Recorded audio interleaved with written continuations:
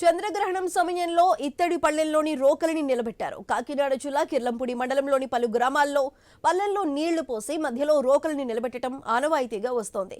గ్రహణం ప్రారంభం నుంచి విడిచే వరకు ఎలాంటి ఆసరా లేకుండా రోకలి నిఠారుగా నిలబడింది. చాలా కాలంగా ఈ సాంప్రదాయాన్ని పాటిస్తున్నామని స్థానికులు చెప్పారు.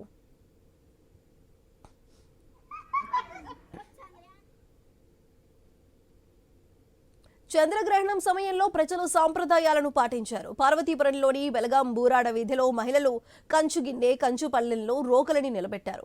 ప్రతిసారి సూర్యచంద్ర గ్రహణాల సమయంలో పల్లెల్లో పసుపు, కుంకుమ, పువ్వులు వేసి రోకలిని నిలబెట్టడం ఆనవాయితీగా చేస్తున్నామని మహిళలు తెలిపారు.